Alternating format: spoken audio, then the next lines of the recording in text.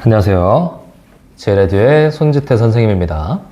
자, 오늘 얘기해 볼 것들은 우리 평소에 왜 그 치킨 같은 거 먹을 때도 그 같이 먹는 경쟁자가 있는 게 아니면 막 닭다리나 닭다리살 같은 맛있는 것들 좀 마지막까지 남겨놨다, 아껴뒀다 먹는 경향들 좀 있잖아요.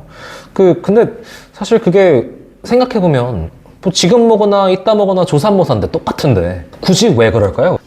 자, 오늘 얘기해 볼 얘기는 우리가 좋은 것들을 뒤로 조금 미루는 경향이 왜 그런지에 대해서 한번 얘기를 해보려고 해요. 자, 이게 생각보다 심리학적인 이유가 좀 있거든요. 자, 일단 첫 번째로 말씀을 드리고 싶은 건 우리가 보상을 받는 순간 뿐만 아니라 그 보상을 받을 거야 하고 기대하는 순간에도 우리는 쾌락을 느끼는 구조를 가지고 있어요. 우리 머리 자체가. 그러니까 우리가 뭐 예를 들어서 로또를 샀다고 칩시다. 자, 로또를 사서 번호를 막 맞추면 뭐 자동으로도 뽑고 뭐 우리가 뭐 직접 골라서도 하고, 그 다음에 우리가 토요일 날 방송을 보기 전까지 그 기간 동안에도 우리가 이거 당첨되면 뭐 하지? 얼마는 누구 주고 얼마는 누구 주고 얼마는 뭐 부모님 드리고 뭐 이걸로는 차 사고 저거로는 뭐 집을 살 수 있나? 뭐 저금을 할까? 막 고민하는 또 그런 재미가 있잖아요. 자, 그 재미가 왜 있겠어요? 이게 내가 이걸 받을 수도 있다라는 기대감 때문에 내가 쾌락이 생기기 때문에 그런 거예요. 자, 같은 맥락에서 생각해 봤을 때 우리가 치킨의 다리랑 날개를 뒤쪽으로 밀어두고 나중에 먹게 되는 경향도 결국엔 이따 저 다리랑 날개를 먹으면 얼마나 맛있을까? 지금은 내가 닭 가슴살을 먹고 있지만 이 퍽퍽한 걸 먹고 있지만 좀 이따 저건 얼마나 촉촉하고 맛있을까 하는 그 기대감 또한 나의 쾌락에 일조한다 이거죠. 자, 그러니까 그냥 즉시 바로 먹는 것보다 좀 기다렸다가 나중에 먹는 게 쾌락을 2배로 얻을 수 있기 때문에 미룬다라는 이제 심리학적 해석이 한 가지가 있습니다. 자, 그리고 또 그 다음에는 피크 앤드 법칙이라는 게 있어요. 자, 피크 앤드 법칙이라는 건 뭐냐면 우리가 어떤 기억을 되새김질할 때 예전에 이런 기억이 있었지, 저런 일이 있었지 하고 막 추억팔이 같은 거 하잖아요, 우리. 그죠? 자, 그런 거 할 때 우리가 가장 먼저 잘 기억하게 되는 것들이 가장 강렬했던 순간, 피크, 그리고 마지막 순간, 엔드, 이렇게 두 가지를 중점적으로 기억을 한다고 해요. 자, 그런데 만약에 이 가장 강렬했던 순간과 엔드, 마지막 순간이 같은 순간이었다라고 한다면 더 강하게 기억에 날 가능성이 높겠죠, 아무래도. 자, 치킨을 먹는 과정을 가지고 생각을 했을 때 치킨을 다 먹은 다음에 기분이 어땠다가 이제 엔드에 해당하니까 쉽게 기억이 날 테고요. 그리고 가장 맛있는 부위, 뭐 다리나 날개 같은 걸 먹었던 그 순간이 피크로서 가장 맛있었던 순간으로 기억에 남겠죠. 자, 그런데 그 두 개가 같은 순간인 거지. 치킨을 다 먹은 순간이 곧 내가 닭다리 혹은 닭날개를 먹었던 순간이라고 생각을 해봅시다. 그러면 훨씬 더 그 순간이 좋은 기억으로 강렬하게 남을 가능성이 높다는 거예요. 자, 그래서 우리가 좋은 기억을 마지막으로 미뤄두고 이 경험 자체를 긍정적으로 마무리하려는 경향성이 있을 수밖에 없다는 얘기입니다.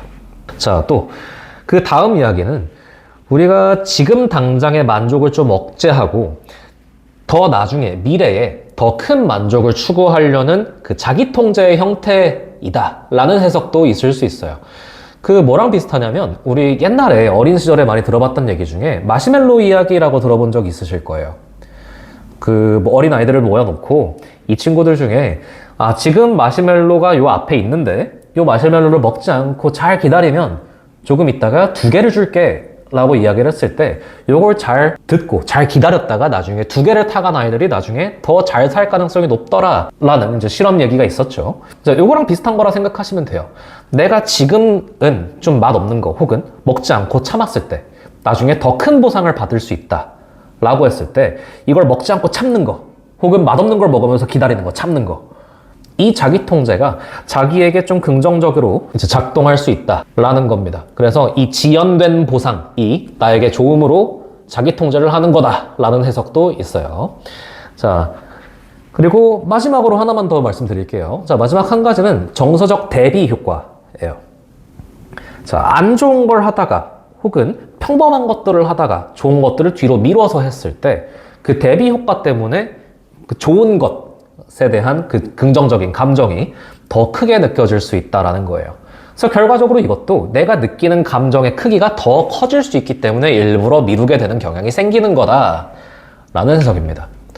자, 그래서 총 4가지에 대해서 얘기를 했어요. 자, 처음에는 기대감과 보상 예측에 대한 얘기를 했고요. 기대감 또한 쾌락이기 때문에 우리는 일부러 뒤로 미루면서 그 기대감을 더 증폭시킨다라는 얘기였고요.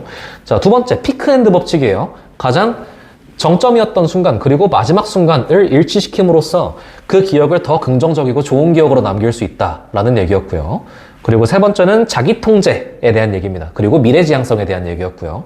지금 현재를 참아서 미래로 더 미루었을 때 나에게 더 좋은 효과가 있을 거다, 좋은 영향이 있을 거다 라는 걸 알고 스스로를 통제하는 거다라는 해석도 있었고, 마지막 네 번째가 정서적인 대비에 대해서 얘기했어요. 안 좋은 걸 겪다가 혹은 평범한 걸 겪다가 좋은 걸로 확 넘어갔을 때 그 대비 효과 때문에 내가 느끼게 되는 감정의 크기가 더 커진다는 이야기였습니다. 자, 그래서 오늘 얘기한 내용 좀 도움이 되셨으면 좋겠고요. 오늘 얘기는 여기까지 하고 마무리하도록 하겠습니다. 감사합니다.